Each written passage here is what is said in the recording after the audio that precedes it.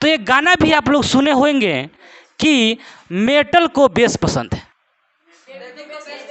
है गधा है। हम बोल रहे हैं पसंद है, तो ये सब बोल रहा है कि बेबी को बेस पसंद है। बात सही है, बेबी को बेस पसंद है, उसी पर तर्ज पर है मेटल को बेस पसंद है। मेटल को क्या पसंद है? मेटल को बेस पसंद है।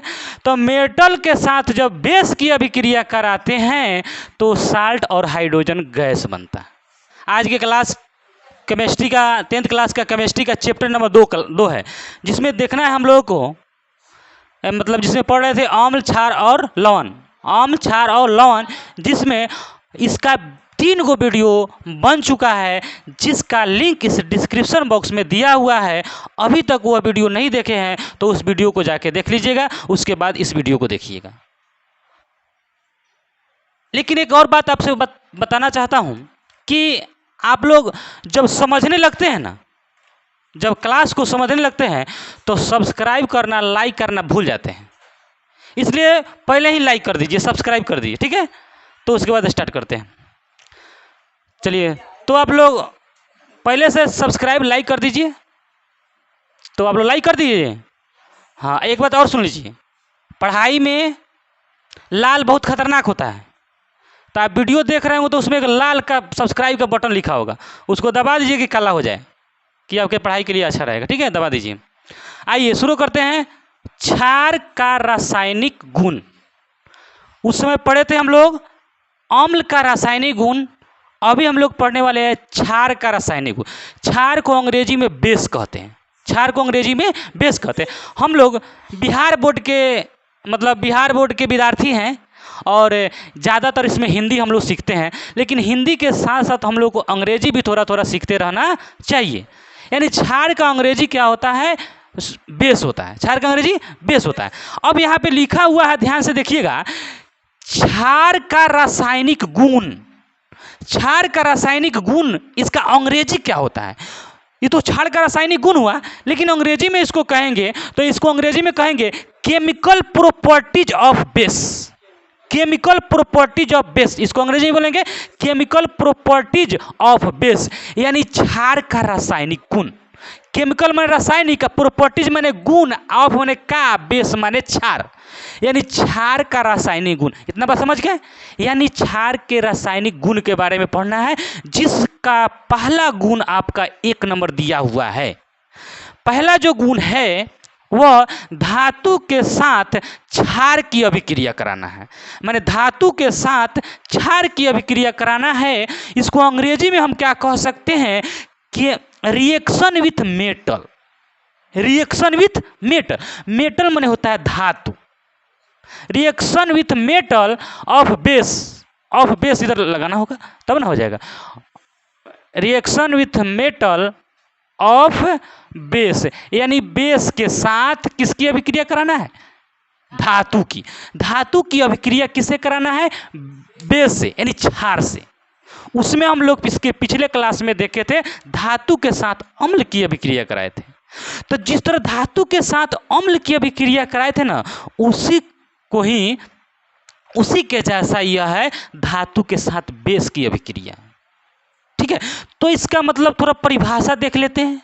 तो परिभाषा है, धातु के साथ जब क्षार की अभिक्रिया कराई जाती है तो लवण यानी साल्ट, लवण मतलब साल्ट और हाइड्रोजन गैस बनता है।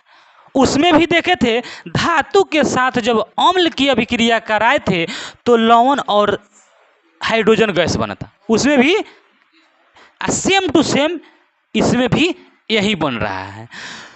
और एक और बात जान लेते हैं, क्षार को हम भस्म भी कहते हैं। क्षार को भस्म भी कहते हैं। तो ये भी बात याद रखिएगा कि भस्म आएगा तो नहीं कंफ्यूज होइएगा। क्षार को ही क्या कहते हैं? भस्म कहते हैं। तो भस्म भी याद रखिएगा। तो चलिए अभिक्रिया कराते हैं। तो देखिएगा यहाँ पे प्रॉपर्टी जो दिया हुआ है, यह मेटल को किसके साथ अभिक्रिया? बेस। यानी मेटल किसके साथ रहेगा? यानी मेटल के साथ बेस की अभिक्रिया। तो एक गाना भी आप लोग सुने होंगे कि मेटल को बेस पसंद है गधा है। हम बोल रहे हैं मेटल को बेस पसंद है, तो ये सब बोल रहा है कि बेबी को बेस पसंद है। बात सही है, बेबी को बेस पसंद है, उसी पर तर्ज पर है मेटल को बेस पसंद है। मेटल को क्या पसंद है? मेटल को बेस पसंद है। तो मेटल के साथ जब बेस की अभिक्रिया कराते हैं तो साल्ट और हाइड्रोजन गैस बनता है। तो समझ गए ना, यानी मेटल को कौन पसंद है? बेस पसंद है। बेबी को बेस पसंद, यानी अब देखिए मेटल में कुछ भी हो सकता है, मेटल में कुछ धातु ले सकते हैं। तो जैसे मेटल में हम लेते हैं जिंक, क्या लिए? जिंक, Zn ले लिए। इसके साथ बेस लेते हैं, तो बेस को ले लेते हैं NaOH। हाँ, बेस क्षार ना होता है, NaOH, जिसमें OH रहता है, क्या होता है? क्षार।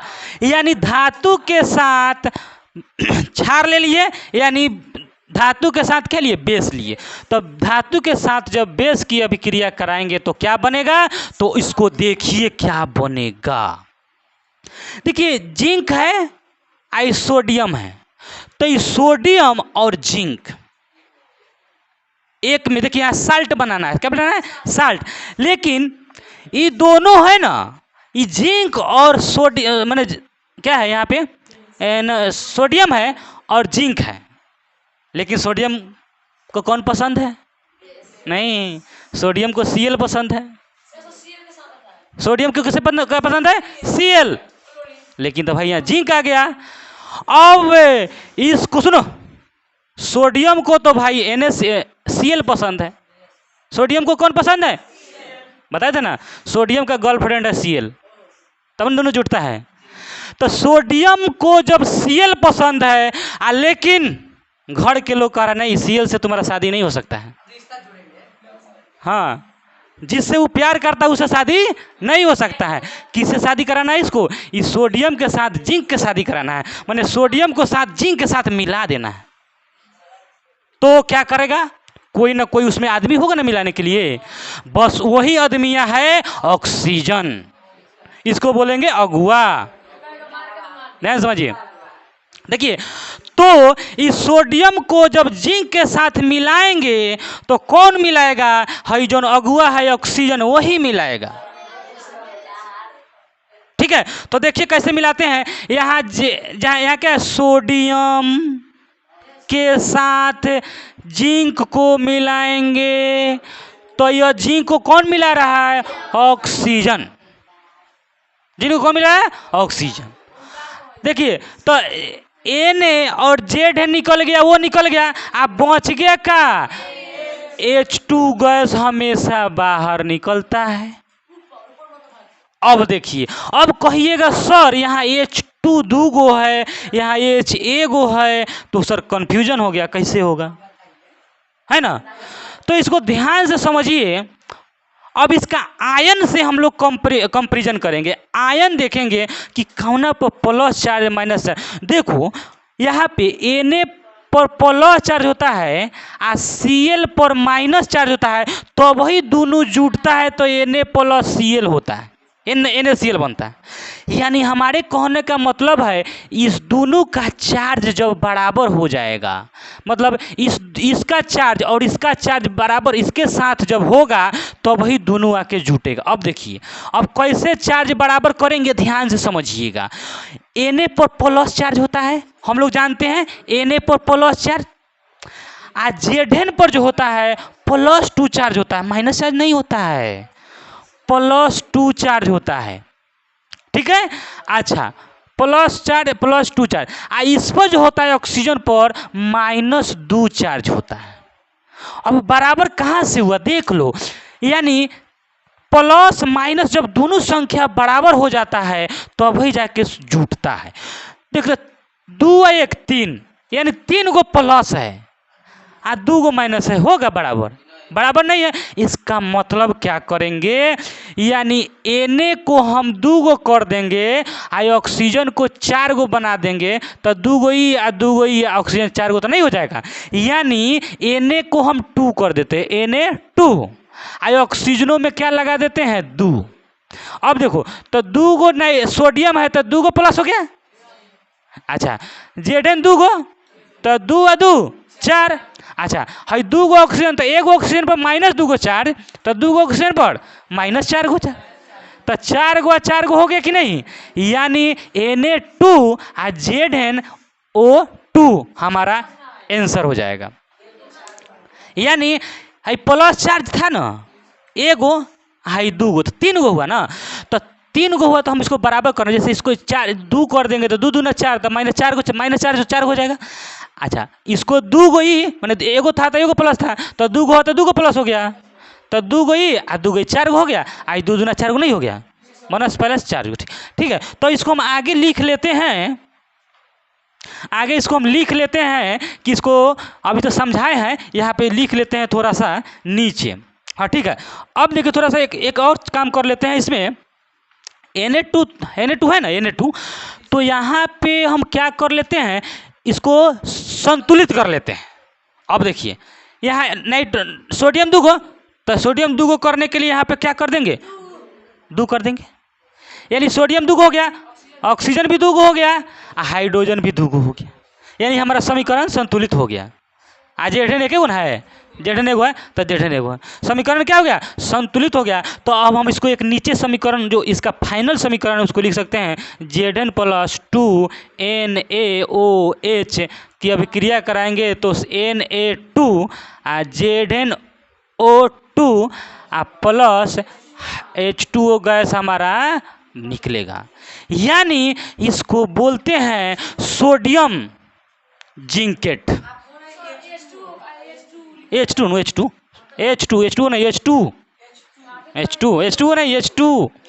H2 बोले हैं, ठीक है। तो यहाँ पे अब इसको पढ़ेंगे क्या पढ़ेंगे, तो इसको पढ़ेंगे सोडियम जिंकेट। क्या पढ़ेंगे सोडियम जिंकेट, हाँ सोडियम इसका नाम है सोडियम जिंकेट, सोडियम जिंकेट, ठीक है। इस तरह से जब मेटल के साथ बेस की अभिक्रिया होती है तो साल्ट और हाइड्रोजन गैस निकलता है, ठीक है। तो यह क्या हो गया, इसका नाम क्या हो जाएगा सोडियम जिंकेट, ठीक है। इस तरह से हम लोग का यह हो गया आपका पहला। थोड़ा सा पॉज कर लीजिए और इसको एल्युमिनियम के साथ क्षार को लेते हैं यानी बेस को लिए, तो देखिएगा यहाँ पे कैसे हो रहा है LaLONA, ठीक है। अब यहाँ ध्यान देना है कि इस पर +3 चार्ज होता है, इस पर -2 और यहाँ पे +1, ठीक है। अगर यहाँ पे क्या किया है, यहाँ पे 3 गो ले लिए और यहाँ 2 ले लिए, देखिए 3 लिए तो इस सब में 3 गो हो गया, यानी देखिए एल्युमिनियम में +4 3 दूना 6 गो। अच्छा ऑक्सीजन पर -2 है तो 3 दूना 6 और 2 ना 12 गो माइनस, आ देखिए हाइफन 3 दूना 3 1 3 3 दूना 6 गो प्लस, तो 6 गो ही या 6 गो ही तो 12 गो आ 12 माइनस हो गया कि नहीं, संतुलित हो गया। अब यहाँ पे H2+ है, इधर H2+ है, यहाँ H2, अब ध्यान दीजिए ऊपर जाना है। अब देखिए संतुलित करने के लिए एल्युमिनियम 2 है ना, तो इधर 2 कर देते हैं, एल्युमिनियम यहाँ पे 2 कर देते हैं। सोडियम देखिए सोडियम आपका 2 है, क्या है सोडियम 2 है ना, नहीं 2 नहीं है, 3 दूना 6 गो है, 6 गो है तो 6 गो यहाँ करना होगा। देखिए अब ऑक्सीजन भी 6 गो होना चाहिए, देखिए 3 दूना है। अच्छा हाइड्रोजन क्या है 6 गो हाइड्रोजन भी करेंगे तो यहाँ ले जाएंगे, हाँ 6 गो हाइड्रोजन है तो 2 है तो 3 ले लेंगे, ये मेरा संतुलित हो गया। अब इसको फिर से हम नीचे उतार देते हैं तो 2Al + 6NaOH 2Al ONA3 plus 3H2, ठीक है। अब इसको बोलेंगे सोडियम एल्यूमिनेट, इसको बोलेंगे सोडियम है सोडियम एल्यूमिनेट, सोडियम एल्यूमिनेट बोलेंगे। देखिए यहाँ सोडियम एल्यूमिनेट यानी Na3 ना, इसलिए सोडियम एल्यूमिनेट इसको बोलेंगे। क्या बोलेंगे? सोडियम, किसको? इसको बोलेंगे sodium hydroxide. Sodium hydra oxide, इसको बोलेंगे सोडियम हाइड्रोक्साइड। NaOH को बोलते हैं सोडियम हाइड्रोक्साइड। इस तरह से हम लोग धातु के साथ क्षार की अभिक्रिया कराए हैं। 2 गो उदाहरण जो आपके लिए बहुत इंपॉर्टेंट है। यह दोनों उदाहरण आप लोगों को याद होना चाहिए। पहला हम लोग क्षार का गुण देख लिए, ठीक है, इसको